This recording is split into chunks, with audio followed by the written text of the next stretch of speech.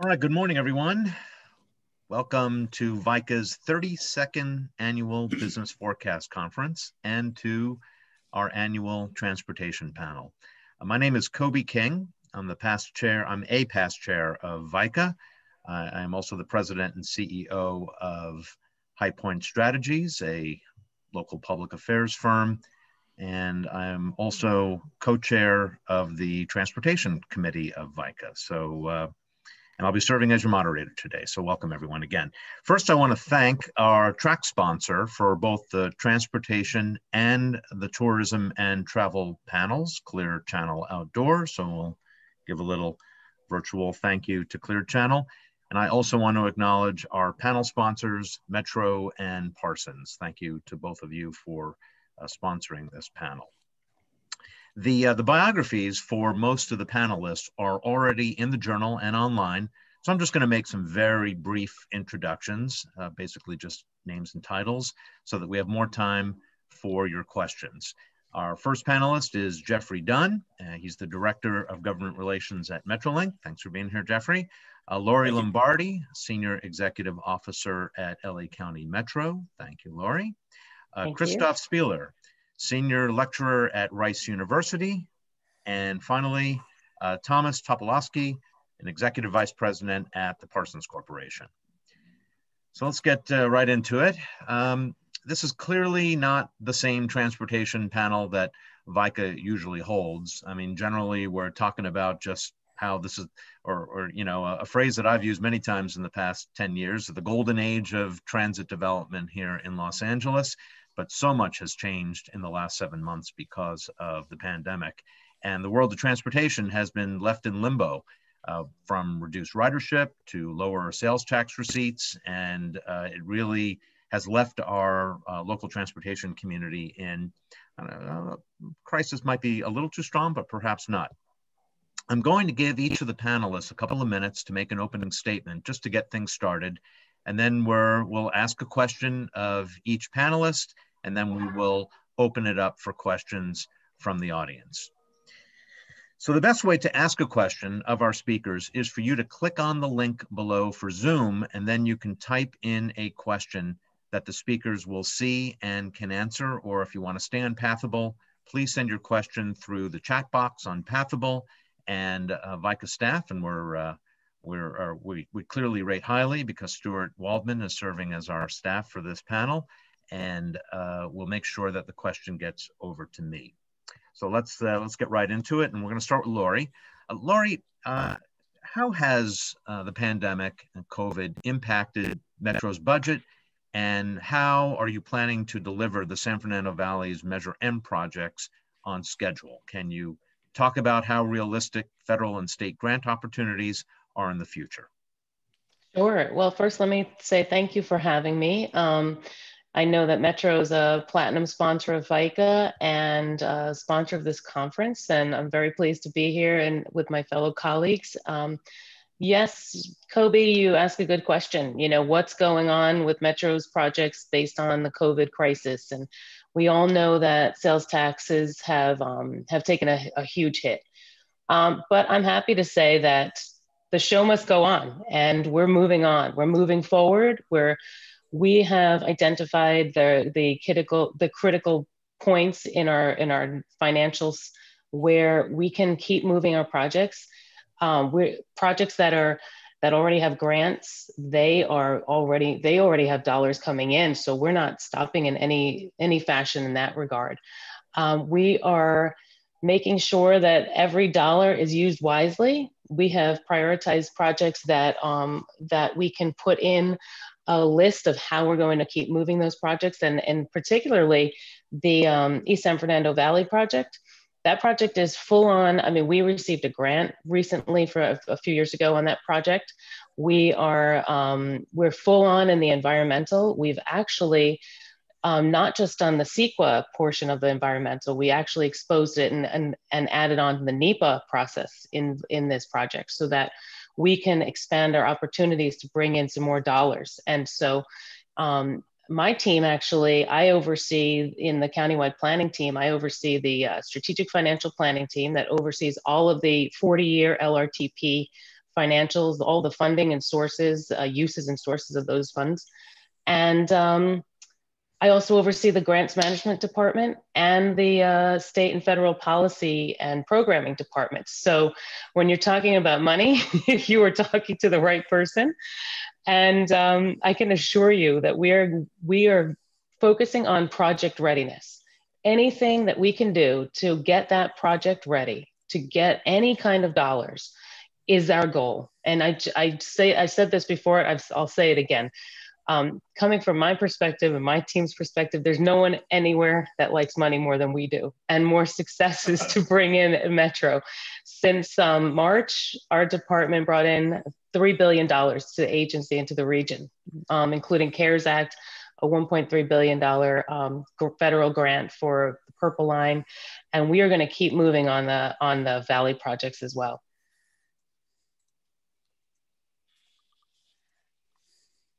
Thank you very much. And obviously, Sure. we're very pleased. We're very pleased about the progress that's being made on these Valley projects, and in particular on the San Fernando Valley Transit Corridor project, which will be a total game changer for the Valley. Absolutely. So, Christof, you're next. You've done quite a bit of work comparing the best and worst transit systems in the United States. Obviously, we're pretty proud of the progress that we've made here in LA, but tell us, what mistakes do you think LA has made when it comes to our transit system, and how can LA move toward achieving a world-class transit system, and what advice can you offer on how we can build a better network here in LA? Yeah, so I wrote a book called Trains, Buses, People, an Opinionated Atlas of U.S. Transit, which actually compares every U.S. metro area that has rail transit or BRT and looks at what they're doing well, but also looks at the missteps. And it's actually interesting. I think people's perception of the LA region is often off. I mean, I think everybody thinks this is a very car-oriented place. And obviously, you know, it is one of the places that invented freeways, but I also think that LA has been a transit place for a long time. There is, you look at the old red line routes, you saw cities develop around transit. And you also see that there's been a lot of bus ridership through all of this. Like pre-COVID, somewhere close to 1 million people a day getting on buses. Transit has been a part of the LA region for a long time. And I think the level of investment is really impressive. I think the real challenge is, how does that investment work with the system around it and the city around it? The best rail lines are those that connect to bus routes so that more people have access to them, and making those buses more frequent so that they're more useful to more people. And also realizing that we have built a lot of these places. You look at the San Fernando Valley, and it is full of places that were built for cars, and successful transit is about pedestrians and bikes. That if you look at transit trips, they are going to begin or end or both as a pedestrian or bike trip, which means we need to think about the connection between transit and its surroundings. We need to think about transforming streets and ultimately transforming cities around this transit. And I'd say that's one of the things where LA, like a lot of US cities, has fallen short. That sometimes you get this great train experience and then you get off the station and you'll find a narrow sidewalk that doesn't quite connect to where you want to go. So I think that's the big challenge, is not just investing in this high quality transit, but integrating it into the city.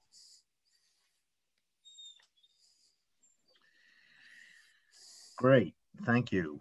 Thank you very much. You know, before Laurie jumps in, I will say that in terms of reimagining our bus system, I know Metro is in the final stages of a pretty major project called NextGen, which I think addresses some of the things that you mentioned, which is pretty important. And I think has Jeff, a very good focus on high frequency service, which I really appreciate. Yeah, indeed. So Jeff, I pre-pandemic was a regular, certainly not daily, but a regular rider on Metrolink, probably 4 or 5 times a month, and loved the service. I don't go downtown quite as much as I used to, and so I haven't seen the inside of a Metrolink train in quite a while. And I know that part of the issue, I guess, is indeed people especially Metrolink, so often choice riders, there's concerns about safety and health and that sort of thing. What has Metrolink done to make its service as safe as possible, given the ongoing pandemic challenges? Well, yeah, first of all, Cody, thank you again for having us here. And I will say, for riders just like you, we have, before I get to your question, we have recently instituted a 5-day pass that has proved to already be quite successful with our ridership. What it basically says is, if you were a former monthly pass holder or more regular commuter on our service, and now it is less frequent for you, you can just buy a 5-day pass, and you can pretty much use it anytime you want at a discounted rate. So for riders that maybe used to travel on our service every day, but only go intermittently now with the pandemic, you can do that. And you don't have to pay full fare. So that's a good thing. But more to your question, with respect to what we needed to do to ensure the safety of our riders, the first thing that we did after the pandemic, the stay-at-home orders were issued, is we surveyed our riders and asked them, what's important to you? And at least to me, it was surprising, the overwhelming response. Within weeks, we had over 11,000 responses from riders saying, this is what's important to us. And of course, as you might imagine, cleanliness and how, especially at the beginning portion of the pandemic, where people really didn't understand, and still don't fully, but really didn't understand how the virus was transmitted and how do you ensure safety on a public transit space, including a train. And so how were we going to deal with that? And so what we did initially was, as you can imagine, bolster our cleaning staffs on all the trains. So we now have approximately 60 full-time people that do nothing but clean trains for our service, which is a substantial increase from what it was. We have the electrostatic sprayer, which is kind of the gold standard of this kind of daily cleaning, not only for high touch point places, but also for the areas of the trains that are hard to reach. Our trains get that treatment twice a day, every single evening before they begin service. And then in the middle of the day, in between their runs, they get the electrostatic spray. And then we have high touch point cleanings by this enhanced staff on every single rail car 3 or 4 times a day. So this is orders of magnitude more cleaning than was done before the pandemic. And I think that it has yielded benefits in terms of the confidence level that our riders have that they're getting on an exceptionally clean train. The other thing that we enforce, of course, very assiduously is the social distancing. And we have a new online tool that helps our riders to do that. Not a lot of people maybe know this yet, but you can either access through your phone or you can go on our website in a real-time application that will tell you how many people have bought tickets and should be riding that train set. Now, it won't tell you how many are going to be on each cars, because every person obviously can choose the car they want to get on, but it tells you how many trains they have. And we're still system-wide only at about 20% of our ridership. We're 80 to 85% down. So it is, and it's better than it was. Initially, it was 90% in the immediate weeks following the pandemic. But the riders are coming back, and we're not yet to the point where social distancing could logistically be a problem.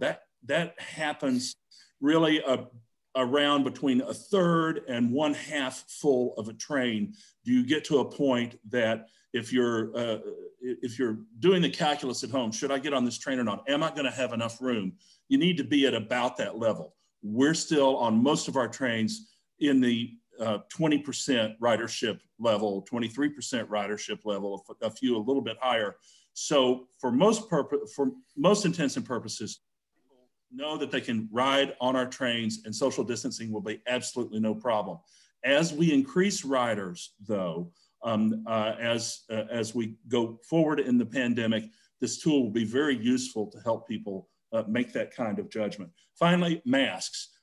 Very, very important, and very proud to say we have over 99% compliance with people wearing masks. All of our conductors have the latest and best of the disposable surgical masks that the state procured at the beginning of the pandemic that they can make available to any passenger that forgets their mask if they do. And we have those available at stations as well. So got very high compliance on that. Finally, we're trying to get the word out. Aptiv did a study in September.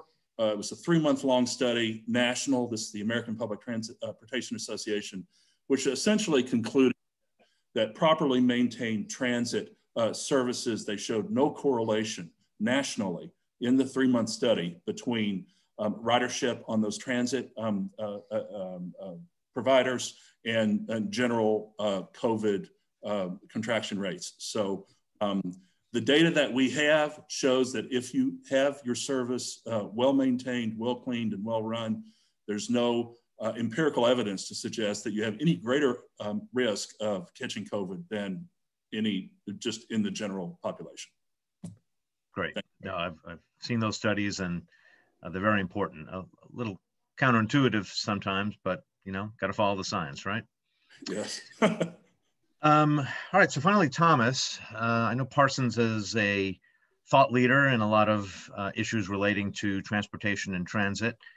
Could you discuss the integration of rail and transit with other transportation modes as a possible survival strategy, such as congestion pricing, airport connections, active transportation, other kinds of strategies?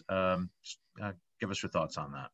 Yeah, thank you, Coby, and it's a pleasure to be here. Thanks for having me on the panel. Yeah, they always say, right, never waste a good crisis. So I don't mean to make light of the pandemic by any means, but I think it is a opportunity for us to accelerate some of the moves in transportation that have been underway. And I feel fortunate to be in the industry at this time because we're really seeing more innovation, frankly, than we had probably in the past 100 years. When there was really kind of mass acceptance of cars in the first place. Yeah, you mentioned congestion pricing. I think that is increasingly important now from an environmental perspective, a social equity perspective, to continue to be able to provide metro service, to provide bus service, for people who don't have access to private vehicles.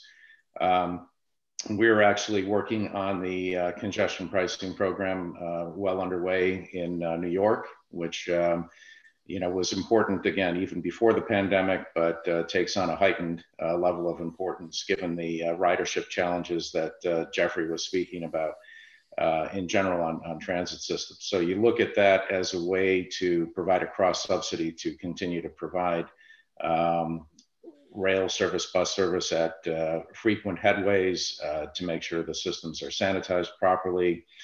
And it's those connections, right? It's the first mile, last mile. Now, I mean, I think what we're going to see going forward is a lot more emphasis on bus transportation because of the flexibility. The pandemic has shown to everyone that it is effective and efficient to work remotely, right? So a lot of companies are, as we know, reducing their footprint in typical urban centers. So that means commute patterns are going to change. I mean, ultimately, we're social beings, and I think the pendulum will swing, but I don't think you're going to see the kind of density in urban centers like we had pre-pandemic for some time to come. So we've got to be flexible. We've got to be able to accommodate the different needs, the different travel demand patterns. And I think bus transportation will be a very big part of that. And also then again, to feed into the networks. I think as Parsons, we're also very much focused on CASE, connected autonomous shared electric vehicles, which again are going to be a big part of the equation and a big part of that first mile, last mile connectivity part. And I'm sure Christof is well aware, in what he mentioned too, is you look at the spatial distribution of cities, right? It's not necessarily, is there a good transit system or a bad transit system? A lot of it really starts with land use, doesn't it? To have the right density, to have the right mixed use development of commercial and residential in a space where you can, better use the transportation systems. But, you have to adapt to, the situation that you have.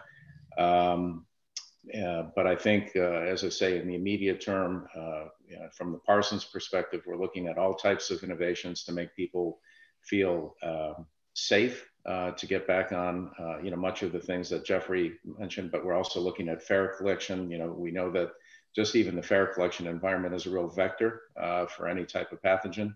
And if you can make that a touchless process, I think that'll be a big improvement, give people a level of confidence. There's just really tremendous opportunities in this space right now. Thank you, Tom. So actually, I want to follow up, and this would be something I'd be curious on everyone's views on this. I want to follow up on one of the points that you made, and that is your mention of driverless car technology. I mean, I think this is a question that we've probably asked at this transportation panel every year for quite a few years going back. And the old joke about this is that it's always 3 years away. But the question is, I'd be curious as to any updates any of you might have on where you think the technology stands in terms of actual implementation. Obviously, it's being tested in a lot of different places around the country, including here in LA. How far away are we from mass implementation and mass acceptance? And I think just as importantly as kind of your assessment of the technology, one, how does the pandemic affect that schedule? And two, and this is a question I get asked a lot, and when we're advocating for additional fixed rail projects to either in the valley or to connect the valley, how does this potential autonomous vehicle technology affect planning for transit investments in a place like Los Angeles? And I know that's a lot, but I think it's a pretty important question, and I think something a lot of our attendees would be interested in. So Tom, since you brought it up, I'll give you the first crack at it, and then we'll work our way around the room. Thank you very much. Coby, that's something I'm really very passionate about. And I think the technology continues to evolve very rapidly, and I'd say in many ways, we're already there. It's really getting people to accept trusting that autonomous vehicle. I think so. Even, and you look at the innovations that have come, cars that park themselves, right? Lane assist, braking assist, all of these different things. There are different steps, even on ordinary cars, that you kind of take for granted.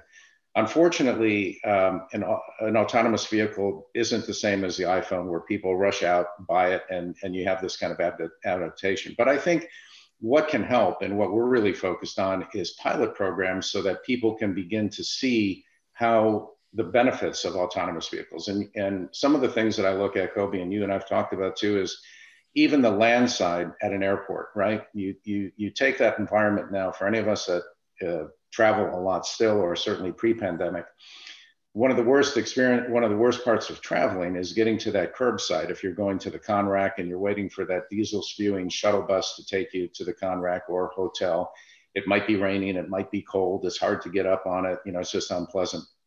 So there is a controlled environment on the land side. You could easily reconfigure the cross section. You could introduce pods of 12 to 15 people.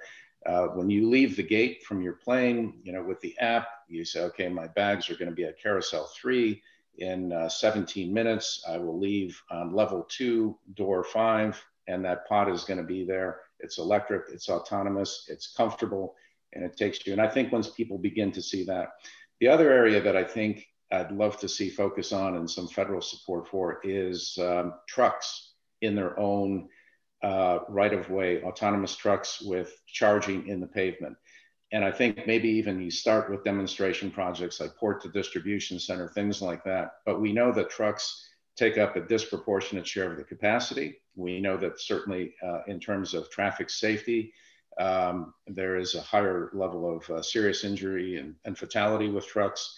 So that is another way to introduce, I think, autonomous vehicles and for people to gain a level of confidence, so that if that semi-truck is autonomous in that, then maybe I can feel safe in my own autonomous vehicle. So I think there's a lot of ways to do it gradually. I'm excited about it, and I see the innovation coming.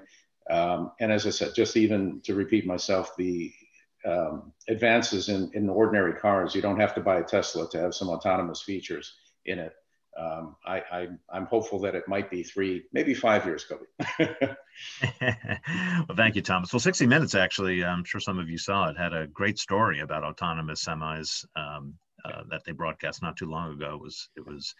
It was fascinating. I mean, to me, the long haul issues are probably relatively easy. It's kind of negotiating in urban areas by these very heavy vehicles that gives me a little pause. Christof, what do you think? Yeah, no, I'll echo that. I think that getting autonomous vehicles to work on freeways, we know that's a solvable problem. Once you get in streets where they are mixing with lots of other cars and deliveries and double parking and pedestrians and bikes, I think it becomes a much harder issue. And I think we're a ways away from that being safe. I do think from a transit standpoint, it's interesting as there's actually a lot of transit operations which lend themselves to autonomous technology. If you are running a bus down a freeway express lane, I don't know that that bus will need to have a driver soon. And I think we can even see light rail systems start getting automated because, again, it's a much simpler problem. They're on tracks. And once you do that, it is actually easier to run more frequent service. If you've ever been up to Vancouver and ridden the SkyTrain, the level of off-peak service they operate is amazing. You get like a train every 4 minutes on a weekend because they do not need to have an operator on each train. They have customer service staff, they have controllers, they don't have an operator on each train. So I think there's real opportunities for transit there. I think what we need to really watch out that we don't lose sight of is what problems autonomous vehicles solve and what they don't. And I would argue that fundamentally what transit does really well is it solves a geometry problem. Transit moves a lot more people in a lot less space. And the thing about autonomous vehicles is they don't change that math.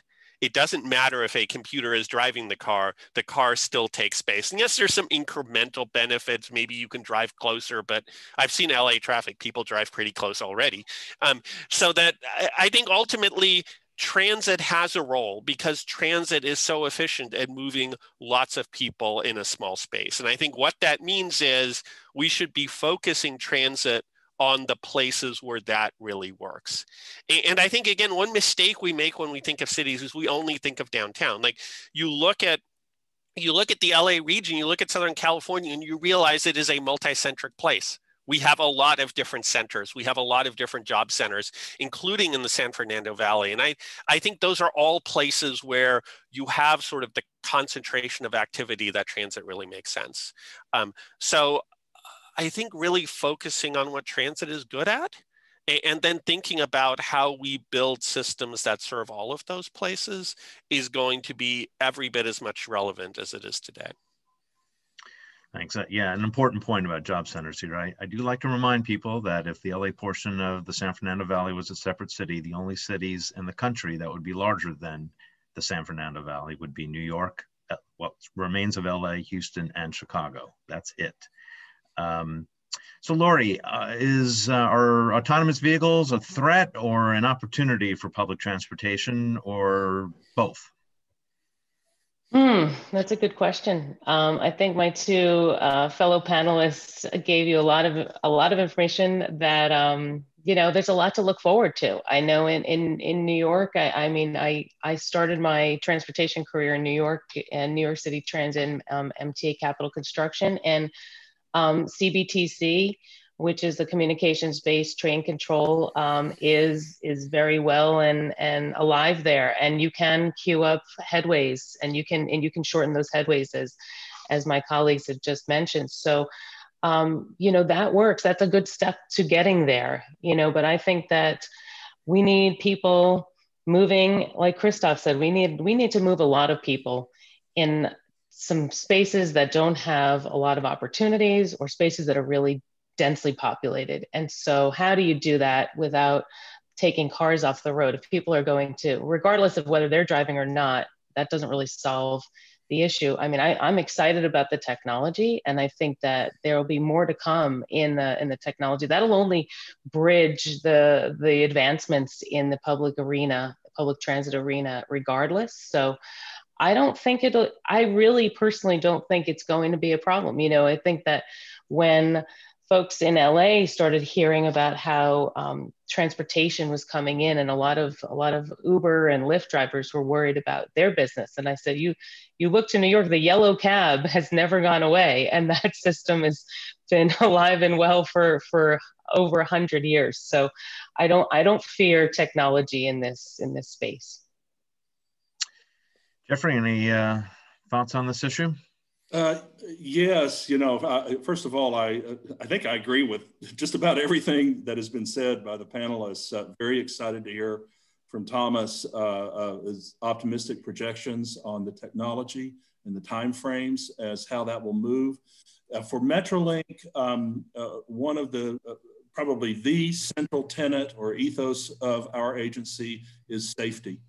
We were the first rail agency in the country to fully implement positive train control, which of course is the automated system that counteracts possibility of human error that can lead to crashes and other incidents on our tracks. Since we've done that, we've not had a single incident where because of human error, something that a Metrolink employee did or something with our train caused a crash or an incident on our track.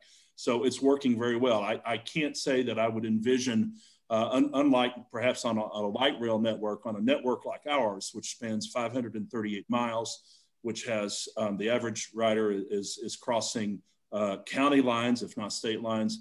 I don't know that I could foresee a circumstance in which we would not always have a conductor on our train. But with respect to the other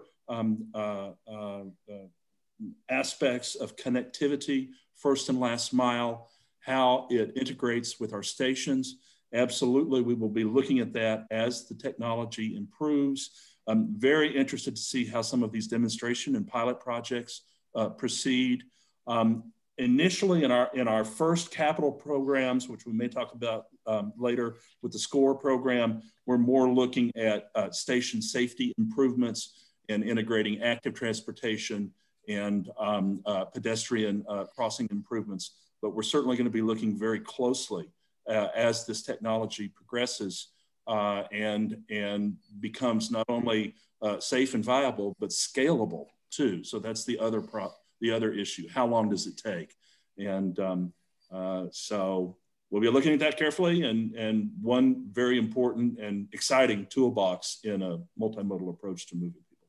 All right, well, thank you. Coby, I'd just like to add one thing to that, if I could, just on the technology. Sure. Absolutely. We at Parsons, we're very proud that we have been in the lead of 3 major metros, greenfield metros in Dubai, Qatar, and Riyadh that are all completely automated, completely driverless. And they've been, particularly the Dubai system, I think has exceeded everybody's wildest projections in terms of ridership and efficiency. So the technology is there. Again, it does make for provision of more frequent headways. And so we hope to be implementing systems of that nature here as well. It's really fascinating how cutting edge a lot of the Middle Eastern countries are in terms when it comes to transit and how much investment they're putting into it. Let's talk a little bit about P3s, public-private partnerships, which are still relatively rare in the U.S. compared to other countries. Now, LA County Metro, of course, for those of you who pay close attention, is deeply committed to it. In fact, I think many people would say that Phil Washington's commitment to it is one of the main reasons he got hired as CEO, and his experience in Denver and just a general view that this is something that large urban transportation agencies ought to be pursuing.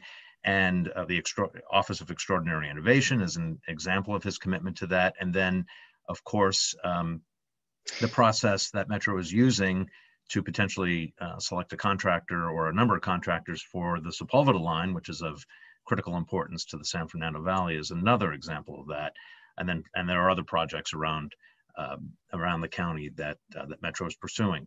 Nonetheless, still kind of rare in the U.S. and maybe not being taken full advantage of. And kind of wondering why you think that might be and what can be done about it. And we'll start with Christof on this one.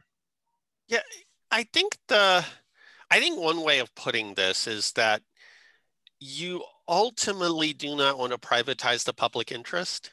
That when an agency is doing a P3, it is really critical that the agency retain control of the things that will determine how effective a system this will be, that will determine how well it fits into the city around it, that will determine how good an experience it will be. And that's something that's actually harder with transit than it is with other types of transportation. It's very easy to spec out what a highway needs to be. We have very well-defined standards. You can hand those standards over to somebody, and especially if you're building a greenfield highway project, pretty straightforward. And we've seen that with toll roads that can really work. Transit gets a lot trickier because of the complexity and especially because of the urban interface. If you are building transit down a street with businesses and homes on it, how do you make sure that as a transit agency, you ensure that that project is as painless as it can possibly be for everyone around it? And how do you ensure that you end up with a project that not just can run trains well with, again, we can spec that, but that's actually a good experience for the passengers? It's hard to spec that stuff. And so what I think we've learned is early on, a lot of transit agencies thought that if they did a PPP, it means the transit agency doesn't need to have this expertise. The reality is, to do a good PPP, there needs to be a lot of skill on the agency side to set the thing up properly, to set the expectations up properly. And you need to make sure to do enough design internally that you can hand over something, and then you really need to manage that contract. So I think everybody needs to be careful. PPPs do not mean you get rid of all of your risk. PPPs do not mean that the agency does not need to carefully oversee the project. And I think the agencies that will succeed with them are the ones that really build up that internal competency and really think about priorities, what they're trying to accomplish with the project, and how to ensure that that contract reflects those priorities. Those are super important points, Christof. Completely agree. And I want to hone in on one in particular, and that is risk shifting, which has always been, pointed to as one of the great benefits of a P3. But my experience in watching Metro over the last few years is that that risk shifting is something that private companies aren't necessarily willing to take on. And so you get a little bit of a conflict there, and the negotiations become rather difficult. Laurie, any answers to some of these conundrums? Yeah, sure. We're deep in the throes right now of the Sepulveda Transit Corridor project. We received a strong interest from the public sector developing this rail project as a P3. Currently, we're in a blackout phase evaluating those proposals that we received in August, but we're intending to go to our board and ask them to select up to 2 private partners to work with Metro through the entire environmental review process to develop and analyze all the project alternatives.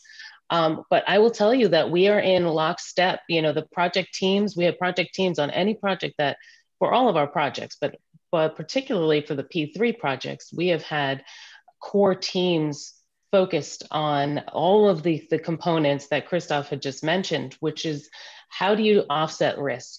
Oftentimes people hear P3 and they think that it's a financial tool. It's not a financial tool. The agency will have to pay for the project regardless of who's paying for it up front.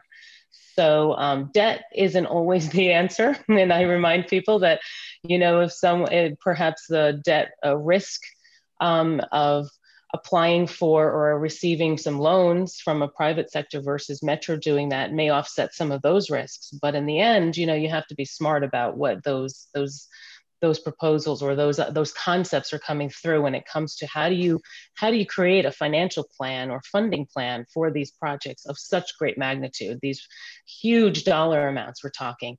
But I do think that there's a lot of, because of the strong interest out there, people want to see a successful transit project P3. And so we're looking into any avenue that will allow us any opportunity to enter into those discussions, but also funding streams. The FTA has this expedited project delivery program that actually we were one, Metrolink joined us as well, and just a few other transit agencies within the country. And there were 10 projects selected for the pilot program. We had 3, Metrolink had 1. So 4 out of LA region, pretty exciting stuff. They are focused, this program is focused on P3 projects. They don't have that much money in the allocations right now. There's about 100 million per year so far, but the good thing is that they're hoping to expedite this program where your process will come in smoother than your traditional New Starts program, right? And so the New Starts program is one of the largest capital investment grant programs that the federal government has. And this will fall within the capital investment grants, but it'll give a maximum of 25% of your project, as long as there's a P3 element there. But the key is that the feds want operations and maintenance to stay within the agency. So that is where there's a little bit of a rub when it comes to how do you not just offset risk, but also talk about who's going to operate and maintain the project. And so that's where there's been some complexities in the US. And I think that's where you'll see possibly some changes going forward, or some mitigation that we can all work with. Great. Thomas, as the private sector guy on the panel, I'm sure you've got some thoughts about this subject. No, I do. And I mean, I think the easiest thing, right, it sounds elemental, is that in terms of risk allocation, allocate risk to the party best able to manage the risk, right? If we always did that, we'd have a lot more success probably, and a lot more adaptation of P3 projects, because you never shed risk, right? If you think as an owner, you're shedding risk to the private sector or to the contractor, well, you're paying for that, right? Because no one is going to take on that risk without pricing it into the project. So I think that's the most important thing, is have a realistic sort of best for project view of how you allocate the risk, and then you're much more likely to be successful. And you know, as Laurie pointed out, ultimately, I think sometimes there's a misalignment of what P3 really means. It's still money that you have to pay for. You know, nothing is free, and you have to weigh that against all the other different opportunities there are to fund a project. But in times like this, where you know, money is fairly cheap in this environment, right? You know, investors are looking for good places to invest, maybe at a bit of a higher return. There is a lot of money in the market. I think you know, for the right project, if it's constructed, you know, if the deal is constructed properly, I think the opportunities are there to move projects forward that might not get funded through traditional sources. So I think it's, you know, we can look at some good examples. I think Canada does it well. If we look to our neighbors to the north, there's a lot of very successful projects. You know, and they continue to be some places, you know, also Australia has had a lot of good success, as well as the UK. I think that, you know, we look at the good lessons learned, and yeah, when we consider the infrastructure backlog, I do hope that P3 takes you know, a bigger share of the projects to, you know, get critical projects through. Thanks, Thomas. Jeff, is there a role for P3s in commuter rail? There is. I just build a little bit, as Laurie mentioned, the projects that already have been funded.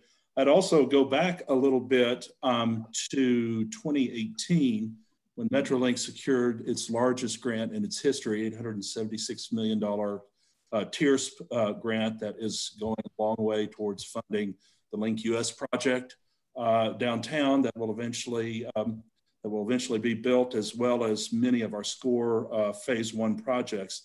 That agreement or that application was undersigned by BNSF, and it highlights and underscores the opportunities that we have to leverage with the Class 1 freights many of whom we have shared use agreements along the lines that we operate, especially as further investment and opportunities to expand the rail network from the ports through the region to the rest of the country. Those can yield benefits on the same tracks that we use for commuter rail as well.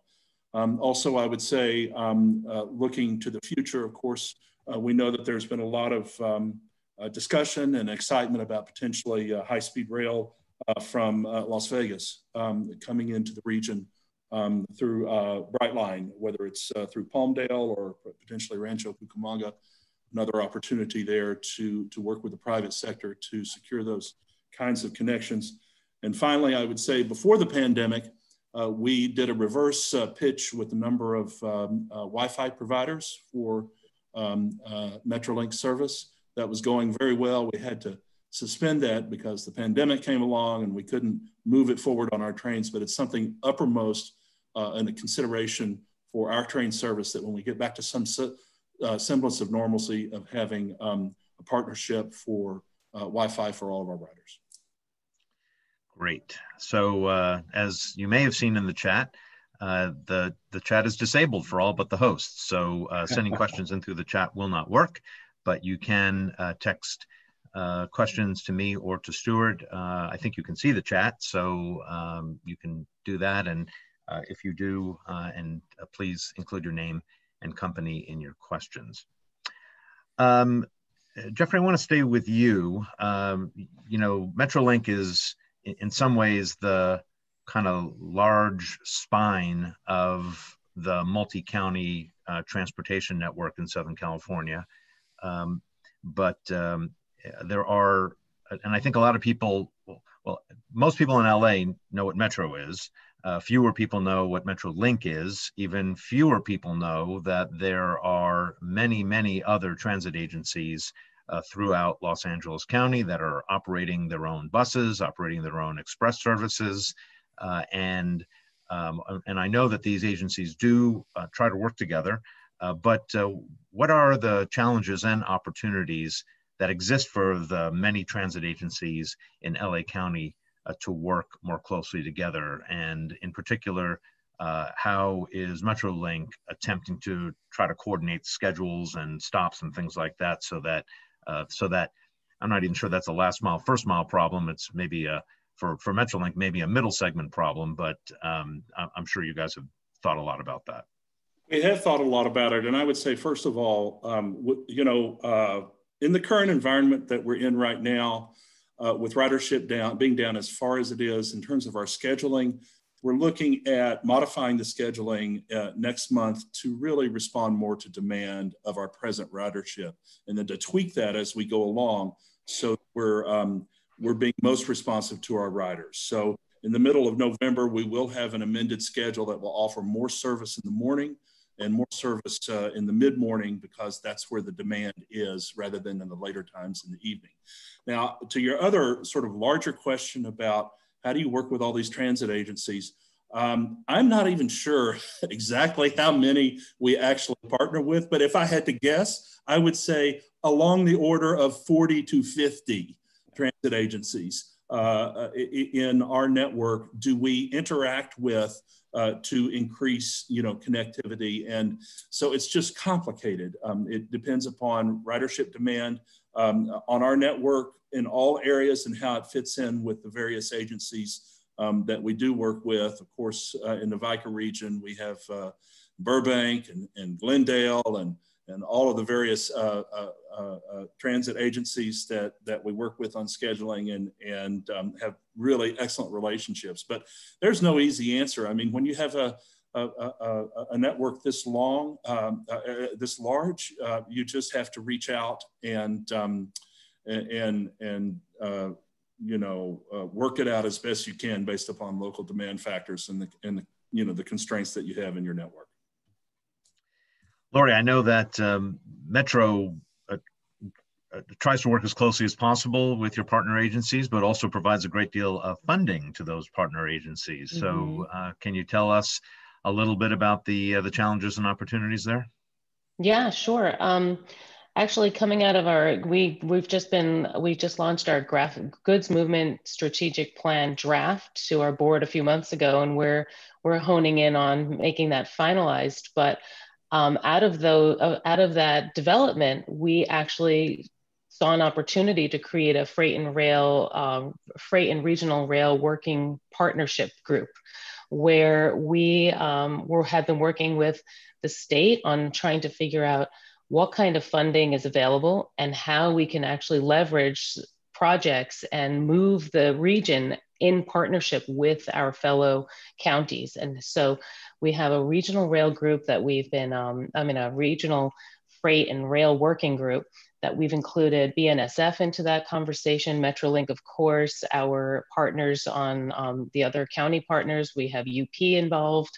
And we're really taking a holistic look on how we're moving everyone around the region. What projects are we all queuing up at the same time that we can actually leverage not just dollars, but mitigate environmental issues, right-of-way issues, all of those things that bring together this wonderful transportation system and network that we're trying to build, because you don't want to do anything in isolation without talking to your partners, and you can maximize efficiencies that way. So that's one way that we've been looking in terms of maximizing dollars and through collaboration. We have a lot of municipal operators. We work closely with them on our next gen plan. We've just brought it to the board recently, just like a few weeks ago. And next gen is actually, if for those of you who don't know, I mean, next gen has been really trying to take all of the ridership and all of the routes of our buses and just really direct it into places where we know that the essential service is needed. We know that our essential workers need and the frontline workers need to get to work. And so this has been a multi-year review on how we can improve the network and improve our frequencies and just basically put options there where the greater demand is. In addition to that, I know in terms of the Valley, you have bus service, you have areas that are very underserved or, areas that need more opportunity to access transit. And the problem is you don't often get the attention because these full-size buses are on these fixed routes. And so how can you become more nimble to really work, maximize your dollars and help as many people as possible? And there's such a fine tuning of that. And so like the Northwest Valley, for example, Northwest Valley west to Chatsworth and Porter Ranch, Metro is going to launch a new on-demand shuttle service called Metro Micro, that you bring smaller vehicles that are actually more nimble in the roads and on the freeways and getting people to where they need to be. So I think that we're really, we believe in public transportation. We really want this to work, and we really want to help clean the air and get people around safely and efficiently. So, we're maximizing every opportunity we see. And with our partners, we're in great shape. Metrolink and Metro are in lockstep in so many ways. And, we're really hoping that we can make an improvement to the region. Super. Christof, one of the things, I've spent a fair amount of time in New York City, was actually born there. And one of the things about New York that's different from LA is, for 8 million people, there is essentially one jurisdiction, whereas in LA and Orange County, between the two of them, maybe 10 to 13 million people and like 120 different jurisdictions. Yep. So how do you think LA is coordinating these different transit agencies compared to some of the challenges in other places in the country? I mean, I'll say you're doing much better than San Francisco. I think it's always important to realize that passengers don't really use transit agencies, they use systems. And if we do this well, the passenger experience is the experience of a system. It is the experience of a series of bus and rail lines, which are all integrated, and they're integrated in terms of fares, and they're integrated in terms of schedules, and they're integrated in terms of passenger information and wayfinding. And if you get that right, it can be a seamless experience. In Germany, they do something called the Verkehrsverbund, which is in many cases, dozens of different transit agencies, but all fully coordinated. You buy one ticket and that ticket is good for every mode, for every agency. You don't need to worry about who's operating the bus. You just get on that bus. And I think that's a real opportunity. And clearly the current system is already doing quite a bit of that. There's already quite a bit of coordination between Metro and the municipal operators. And you can already see those links happening and people using them every day. I think there's opportunity for more. And I think one of the things I really appreciate that Metrolink is doing is really investing in capacity. And I think that capacity opens up a whole lot of new possibilities. And to me, one of the biggest is this idea of commuter rail turning into regional rail. I think the name commuter rail has this implication with it that this train is for 9 to 5 white collar commuters going to downtown.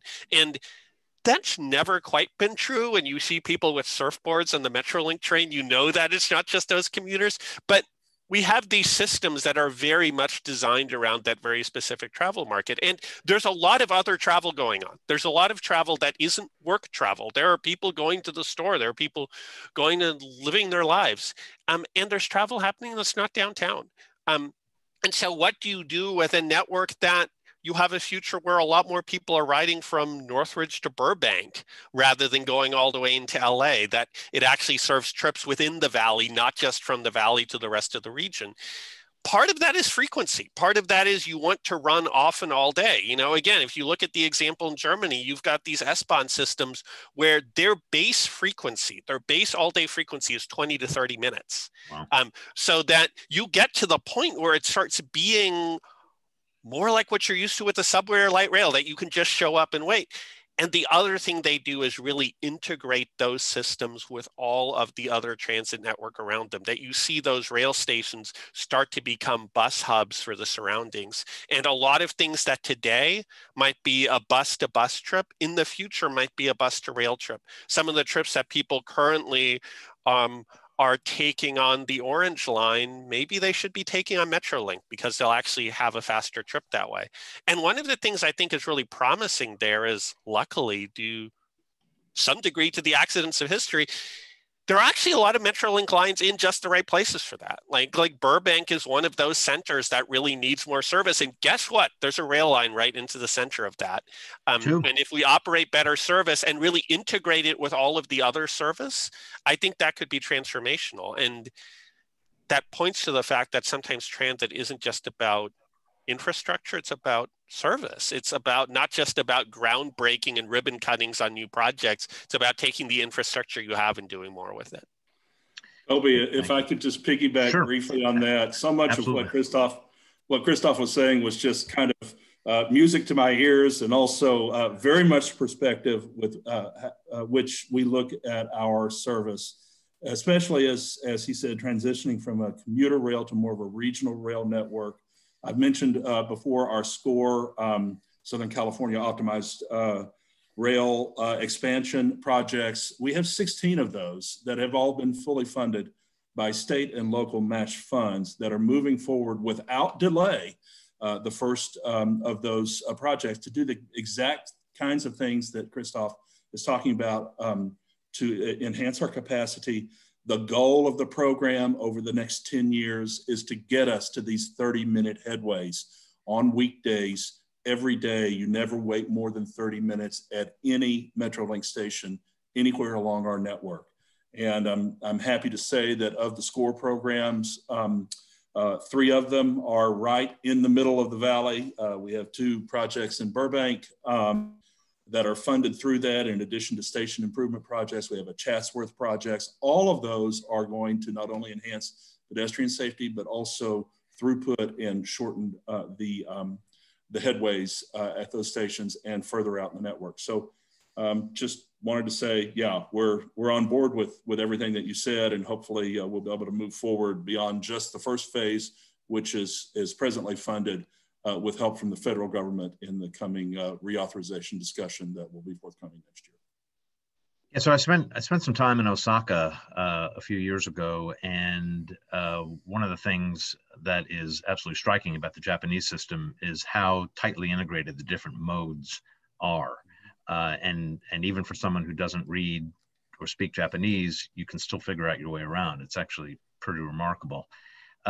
Thomas, is there a private sector role in helping these transit agencies coordinate better and kind of rationalize their service to a certain extent?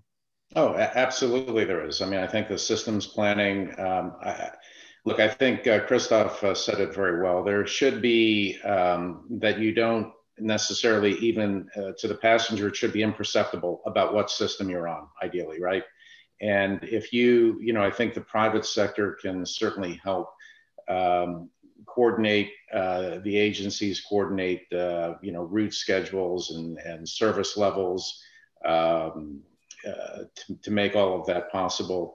As we were talking, one of the things I was thinking about is just a good example of how we can improve. I have a good friend from the UK one time, and he was coming in. We happened to have a meeting in Morristown, New Jersey, and he flew into JFK, and he decided, because he's used to the Heathrow Express, where you can get from Heathrow into Paddington in about 20 minutes, he thought, well, I'll just take the train from JFK into Morristown, New Jersey. And it took him about 3 hours. So, again, working together, how can we improve those types of experiences too, right? How can we make that a better journey? How do we coordinate the systems better and maybe have an express train to make that something that's viable that people would want to do?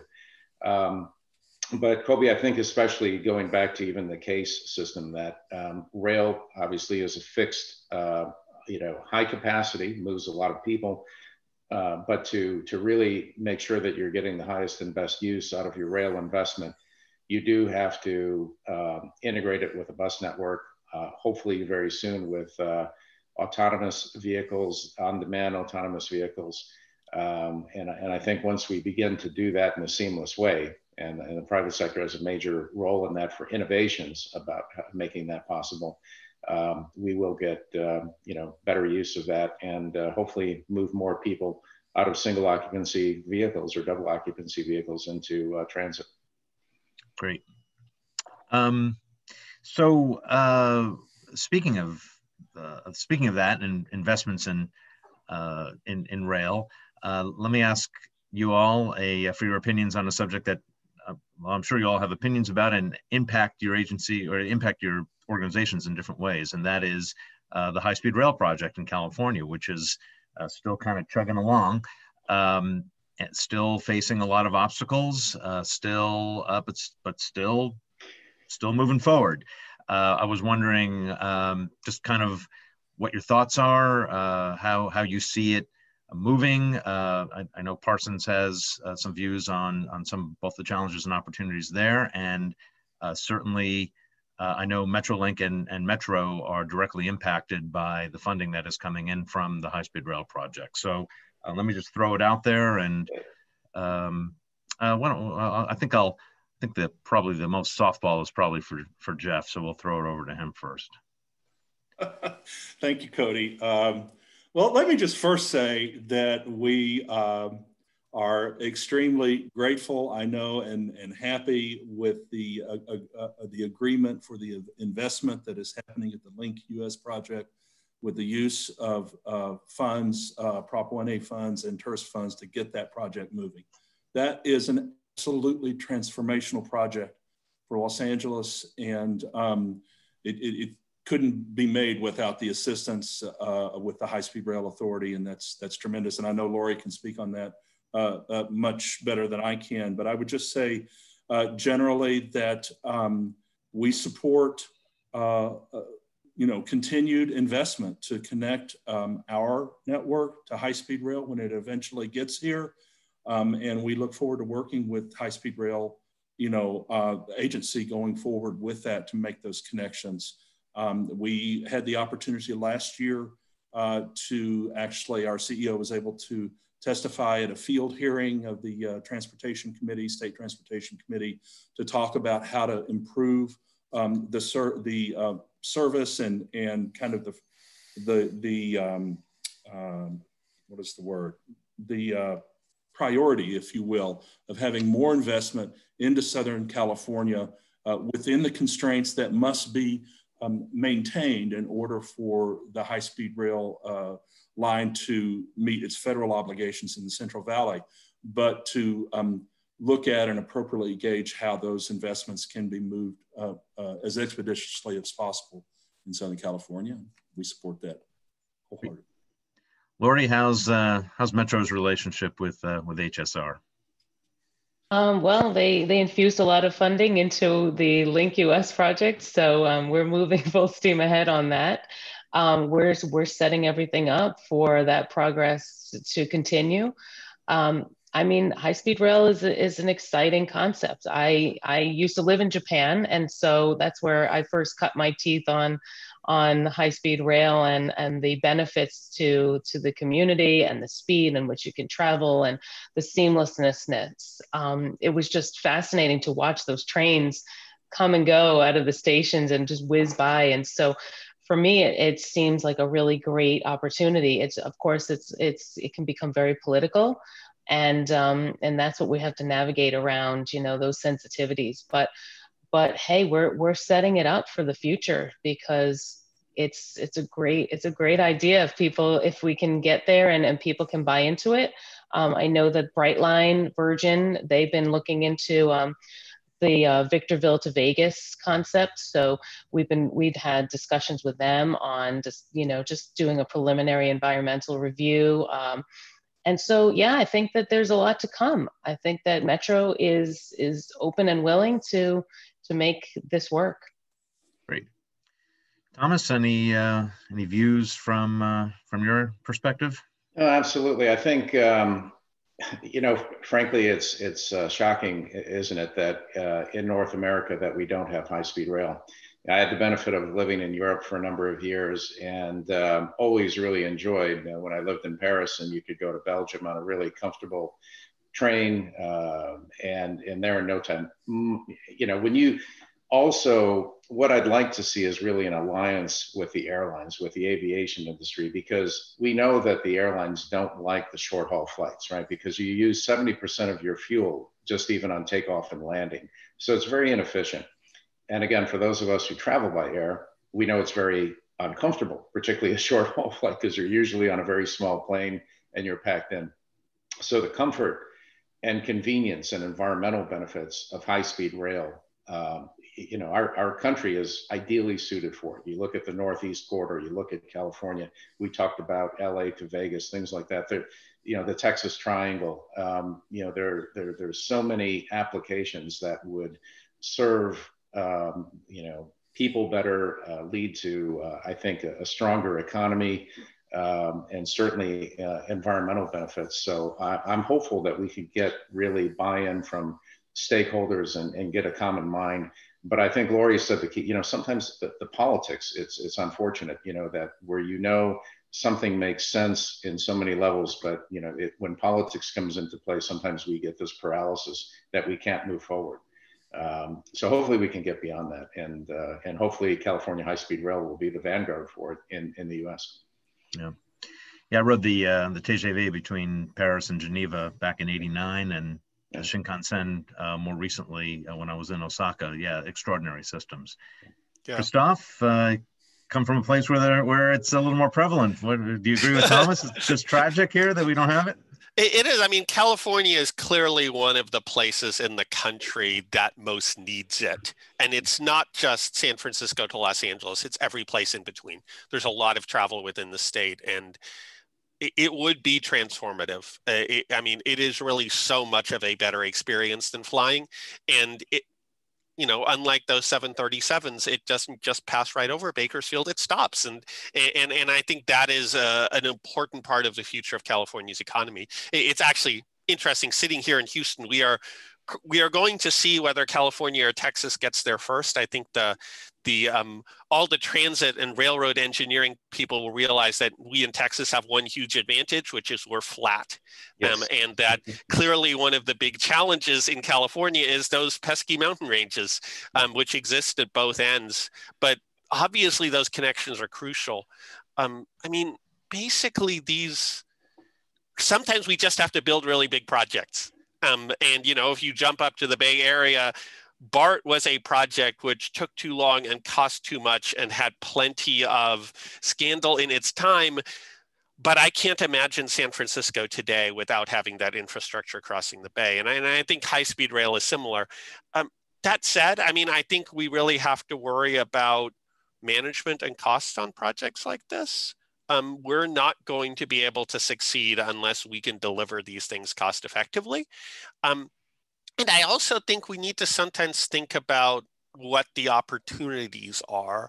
I mean, obviously there is real potential on the commuter rail end, and some of that's already in the plans. But you know, if you go to the Northeast for that matter, but if you go to Europe, you will notice commuter rail trains using the same tracks. You will notice express commuter rail service on that same infrastructure. Like, how do we make sure we're not just building this thing for one thing, but use it for as many things as possible? And that'll clearly make it easier to get into these places. It'll also make it more useful. I could even be a little more radical and say, I mean, we talked about trucks earlier. Love to get more trucks off the road. One of the giant barriers in the California transportation system is the Tehachapis. And if you look at what freight rail does to cross the Tehachapis, it's a mess. It's 1800s alignments that have not gotten any better. I mean, what would it look like if that high-speed rail line at night was running express container trains on it and carrying those packages between the cities? What can we do to build infrastructure that does more than one thing and really integrate it together? I mean, I really hope California figures out those missing bits on the north and south end. And like I said, figures out how to integrate. I mean, to me, one of the great examples in US passenger rail is Los Angeles to San Diego and on up to Santa Barbara and San Luis Obispo. Those surf liners are carrying an awful lot of people. The demand is there for that intercity rail. Right now, there just isn't a connection at all. And so California needs it. California needs to figure out how to get it done. And I think it's going to take some creative thinking in how to make that happen. Certainly agree. So despite my kind of introductory remarks about how 2020 was so different with COVID and all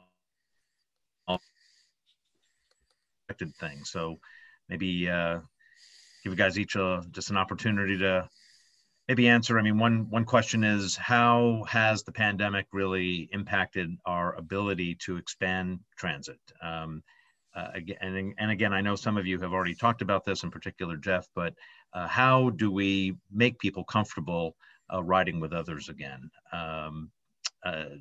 Jeff, I know you already talked about it. Any additional thoughts on the pandemic generally and kind of coming back? You know, I think it's our impetus to be as flexible as possible, to listen to our passengers. That's what we've tried to do. We've instituted some changes with respect to our fare structure. I don't know if people realize this, but if you ride our trains on the weekend, your kids can ride free. The flexible passes, the adjustment of our schedule, which we are going to do based upon demand the next couple of weeks or 3 weeks or so, that will be online, and then watching that very carefully as we progress through the pandemic, so that we're giving the best possible. I talked about the cleaning, the extraordinary efforts we've done to clean our trains. And then I would just have to mention for all the transit providers seeking additional funding. I mean, we are extremely grateful to the federal government for the CARES Act funding that we received, that were apportioned to us through our member agencies. But at the rate of the ridership retention coming back, we're going to need more help. It's just not going to get us there to a place where we need to be to have close to full ridership. Metrolink had year-over-year growth in its ridership and was on pace to break its own record 6 years in a row before the pandemic. And so we look forward to getting back to that, but we need resources and we need to be sensitive to our passengers, I would say. Yeah, my company is an APTA member, and I was happy to participate in a lobby day a few months ago, but hopefully we'll get something done in the lame duck, because it doesn't look like it's going to happen between now and Tuesday. So I agree with you. Laurie, any, you know, and I think from a planning perspective, how has the pandemic affected Metro?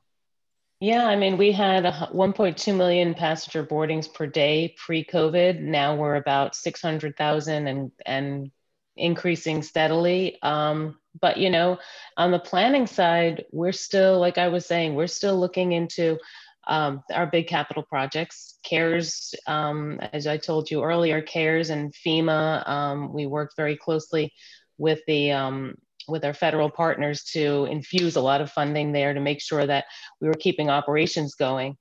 But you know, there's never enough money for operations and state of good repair, and that's always something that we have to keep in mind when we're building these projects and making sure that, you know, Measure M has a safety net there where we do have allocation of state of good repair dollars. But you know, planning for big projects also means planning for the maintenance and operations of those projects too. And so that is something that I'm really passionate about, you know, especially coming from New York with an already baked in, well-run system. You know, that is where a lot of the issues lie once you have a network that's fully integrated. But you know, that's the other thing, is making the projects work to integrate and to make this network really flow seamlessly. During COVID, we really haven't slowed down on the planning side. We have a lot of planning dollars, and so we're maximizing the use of those grants. And you know, the East San Fernando Valley line, you know, I want to thank VICA actually on at the 11th hour partnering with us on a TOD grant last Friday. You all signed on, and I know we were scrambling to make that work, but you know, we submitted a grant on the behalf of the East San Fernando Valley line. Right now we're in the public review period. The final federal EIS documents are going to be done mid-November. So we'll bring that back to the board. Our NoHo to Pasadena BRT project, we released its draft EIR earlier this week, and we'll be holding virtual meetings next month. We're still working really closely with Jeff and Metrolink on adding increased commuter rail service on the AVL, the Antelope Valley line, based on the grant we recently received. So I think that I just want to let you all know that in the planning stage, because we have a lot of dollars working for us, we're actually being able to keep those moving despite the pandemic. And so on the operations side, we're struggling a bit, but we are fully moving ahead on the other projects we committed to the voters. Well, thank you, Laurie. Yeah, we appreciate that, and the fact that things are continuing to move forward on the planning, and the projects that were under construction are still under construction. So that's great as well. And of course, VICA was thrilled to be able to work with you on that TOD grant. Thomas and Christof, are there actually any opportunities that the pandemic presents? I mean, I think I'll go back to what I said at the outset, Coby. I think the pandemic should really accelerate looking at congestion pricing in some of our big urban, you know, heavily congested areas as a way to, again, subsidize public transportation. And I know there's been talk in LA, certainly, of maybe making Metro free, you know, so to do that, obviously, you have to have a funding source from somewhere. But I think congestion pricing, we've seen it work in, you know, places like Singapore, you know, London. It's been in place for quite some time. There's the environmental benefits, as I say, the social equity benefits, and it, you know, is one way to make sure that transit does get the funding it needs and serves the region, and you know, generates economic growth and sustainability. So I think that that's one of the big opportunities, and I hope we'll see some of our big cities in North America adopt it. Super. Christof? Yeah. I mean, I want to underline everything that was just said. I think we are facing a real fiscal crisis for transit in this country, and I hope Congress takes that seriously enough, as if we don't get over this hump, I think the damage could end up lasting for decades. So we really need to make sure that funding is there to allow transit agencies to not have to do massive layoffs and massive service cuts in the months to come, because that will happen if that doesn't happen. And that is not the fault of the transit agencies. The transit agencies have done exactly what they should have done here and said, if you can work from home, you should work from home, and we will maintain service for essential riders. And I think transit agencies have done a really good job of keeping that service going so the people who needed it, even in the midst of the pandemic, had the service. And I will say, I mean, to me, one of the things this pandemic has showed me is just how good transit agencies are. Like, I think transit agencies have done a really good job, not just with the things about the cleaning protocols, but with everything it takes to get service out on the street every morning. And I've been really impressed with what agencies in Southern California, across the country, how they've responded to this. It really shows how dedicated transit agencies are to what they do.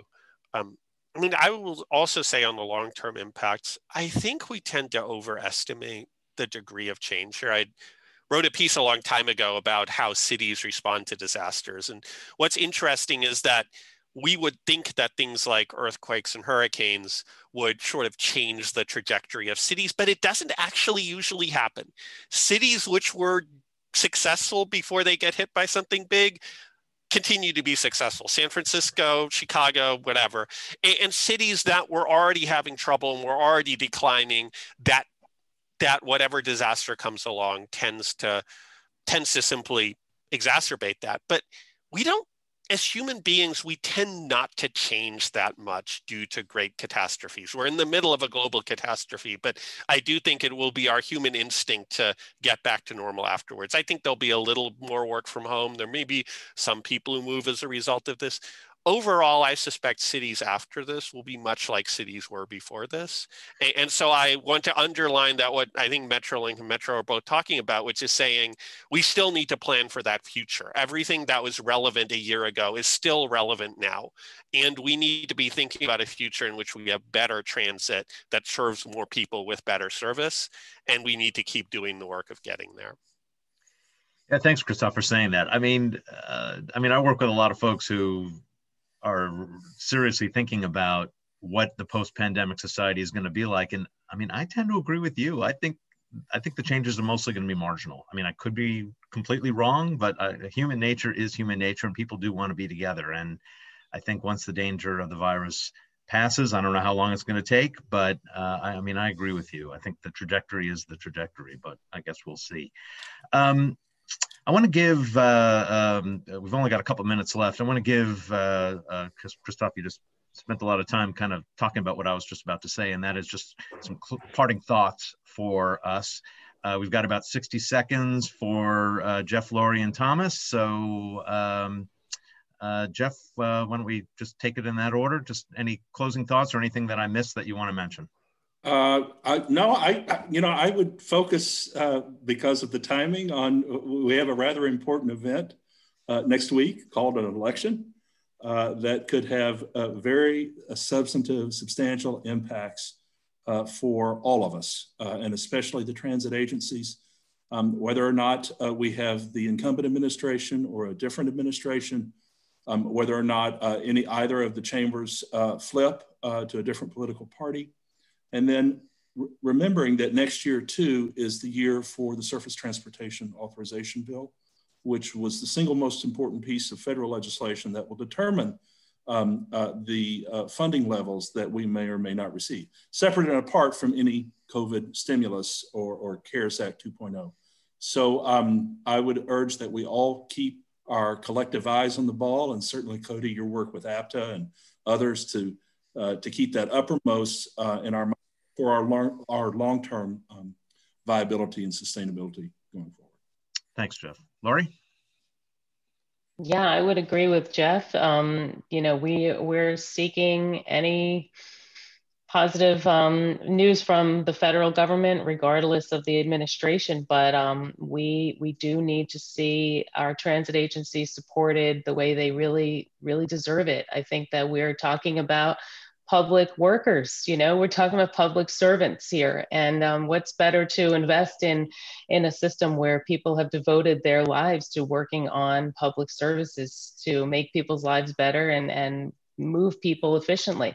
I am hopeful on the pandemic because I'm a city girl and I'm originally from New York and I now live in LA. And I can't imagine a world not taking a subway or a bus to a museum and being able to, or a concert, you know, to be able to indulge in those activities and passions. So I'm optimistic that our cities are going to come back and thrive. And I think that public transportation is going to make sure that we get there. Hope you're right. I think you are, actually. I'm keeping my fingers crossed. Thomas, you get the last word. Well, I would say then happy birthday to Coby.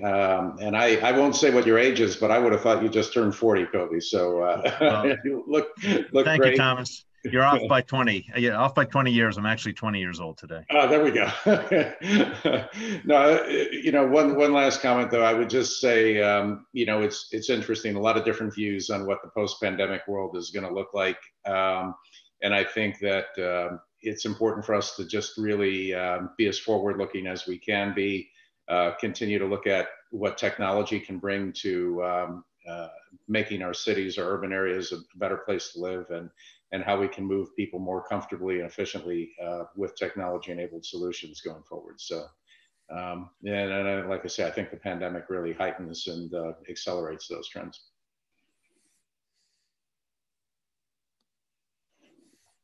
Well, great. Well, thank you. Well, that is all the time we have today. I actually couldn't think of a better way of spending my 60th birthday than with all of you. This is, as I think most of you know, this is a subject that is very, very dear to my heart. I love talking transportation and transit.